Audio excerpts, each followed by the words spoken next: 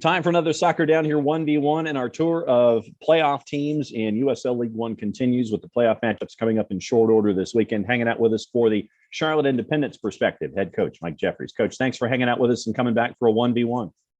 Pleasure, John. So when you look back at this season, and this is kind of a common thread that I've been asking all of the coaches, when it comes to USL League One in general, I think that it's one of the crazier leagues out there just because of the competitive nature of it, because you could have 3 matches in a week. You could have, midweek weekend. You've got a good week. You rocket up to second in the table. You've got a bad hiccup somewhere in there, and you can end up 7th or 8th. What's it like for you on the touchline having to negotiate this stuff in USL League One? It's great, actually. I mean, I think we did have that. We had that experience where I think we played 1 week and had 3 games, won them, and moved from 9th to 2nd or 3rd or something. It is crazy. But I thought one of the great things about League One was that it's so competitive and very level. There weren't sort of big disparities between the top and the bottom. So you went in every week and knew it was a big game. You knew it was going to be a tight game. Sometimes you matched up a little better against different teams, but either way, you couldn't predict it, and you knew each game was going to be, a different type intensity, but a good level. When it comes to the challenges as a coach and as a coaching staff, we talk about good challenges, bad challenges, challenges. Where is this for you when it comes to a challenge as a coach in this league? I think the group we had was different than some of the teams I've had in past with the championship clubs, and that this was a little bit more of a younger group, a little more developmental, which suited the league. Actually, overall, I ended up feeling like the league was a little bit more veteran than what I anticipated coming into it. A lot of teams were pretty well stocked with a number of veteran USL type players. So I thought that, that was the one challenge, putting the group together, and every kind of team has their own different things, which make it more difficult. But, putting the team together, having some of the lone guys in and out, and trying to maintain continuity, both with them and without them, was huge. Sort of overcoming, not having a ton of different experienced guys, was important. And then, again, trying to push young guys to maintain good concentration, good intensity, et cetera, throughout a season was always interesting this year as well. So for those that haven't had the chance to see you, perhaps up until this weekend, as you make your trip to Statesboro to take on South Georgia Tormenta, as kind of like a Charlotte 101, who have been some of the standouts for you this season? I know that you could probably run down the entire roster for standouts because of certain things that certain guys have done the entire season. But like if we were doing an open for a television match, who do you think some of those guys that could be focused on would be? We'll start in goal. Adrian Zadeas has been very good for us. He's kept us in a number of games, made big plays, and kept a game tight when we needed it, and so that's been a plus. I think we've gotten really good, consistent performances week in and week out from the center of midfield, Somar Sis or Quinn McNeil. Those have been very, very solid performers, and then obviously, when you get to the attacking side, it's great for us, to have a player of the caliber of Gabriel Oberton that came to us sort of just past mid-year. And then, for guys like Tresor and Mbuyu and Corey Bennett, just huge sort of coming out years for them, maybe the first time they've been in it regularly. And I think both of them had, very special seasons, double-digit goals and assists, et cetera. So, those would be a couple of the guys. I'll get in trouble tomorrow for sure when with some of the other guys, but that's at least a starting point. When you have a player that comes in and isn't there from ground zero, from day one of training camp, obviously, I would imagine there are challenges when it comes to the player integrating and becoming comfortable with what you're looking for stylistically and what the relationships are, and trying to fit in and being the new kid at school. How long did it take for those relationships to take? and how much of it is still a work in progress, even as we're heading into the playoffs? It certainly depends on the guy. Some of it took like 3 or 4 seconds.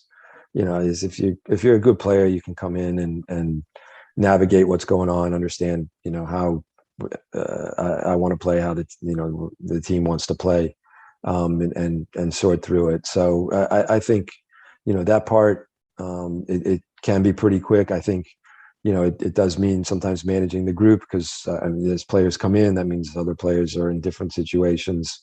And you want to make sure that everybody stays ready and available. But managing guys coming in, I think the team we play, Tormenta's, brought in 4 or 5 guys that have been very solid and really raised the bar for that group as well. So I think it is part of it. I do think it helps in some ways, keeping things fresh, keeping things competitive, and raising the standard as well with the group. Since you went ahead and mentioned Tormenta, I'll go ahead and go there. What has study hall been like this week getting ready for South Georgia Tormenta, knowing that you've played them a couple of times already this year and that there's obviously that knowledge base that exists, but what has study hall been like getting ready in a playoff setting versus, say, the regular season? First of all, the routine is going to be similar. We extend a little bit information, but we don't want to go out and blow up the guys' minds with unbelievable information or that kind of stuff. I think there is a familiarity. One of the nice things, it sometimes seems like a lot to play everybody 3 times, but it is nice. We've seen them, we know them. We got a little bit of a sense of what their current group is from the last game at our place. But all the games have been super competitive, very tight. And teams, they're a very organized team. They're very disciplined, and just we've tried to prepare for what we've seen from them defensively, and then also for how dynamic they are getting forward. When it comes to a matchup like this, how do you keep, and specifically in a playoff setting, how do you keep your players and your staff and everyone else that's in your orbit on a week like this, how do you keep them focused on the task at hand, understanding the urgency of a playoff race, but not getting too tight, I guess, in a playoff situation so they don't perform optimally? How do you balance all of that going into a playoff system? It's a very good question. It's probably one of the trickier, but I mean, we don't change the routine too much from what we've done in previous weeks in terms of preparation, for the game. We'd emphasize a few things more. We'd certainly, emphasize quality and being tuned in. But I think there's a definite awareness amongst players that, look, this is the playoffs, and this is what it's about, and this is one game situation. So I don't think you have to. They know what's going on, and they know what it's about. You don't have to overemphasize those things, and you do the best you can to keep them loose. Especially, we have a young group that maybe hasn't been a part of this before, so you want them to be confident, be loose coming into the game. So then, is there, and when I imagine you and I are of a certain vintage where we sit there and we'll look in the high school book and go class clown, class president, those kinds of things. Who I guess in those yearbook nominations, I guess, is there anyone that is the class clown? Is there anyone who is class president when it comes to making sure that everyone is doing what they're supposed to be, but still being serious about it? Look, we do have a good leadership group within our team. Clay Dimmick's been the captain all year, and great guy, and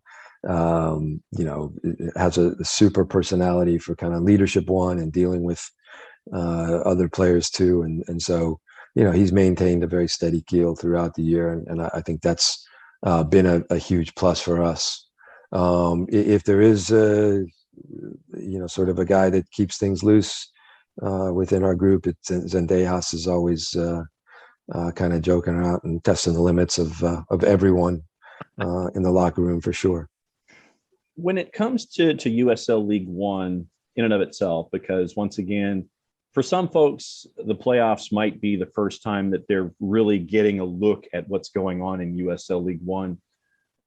Is there anything that you would like to dispel about the difficulties of it, or anything like that? Because as we've been talking, you and I both know how competitive this league is, but some folks may not necessarily understand that. What's the biggest misconception that you run into as someone who is both in front office and on touchline when it comes to this league, that's easy to sit there and say, no, that's not the case, this is really what's going on here? Is there something that folks sit there and kind of maybe take for granted, or a rumor that, or just an idea that you'd like to dispel about USL League One?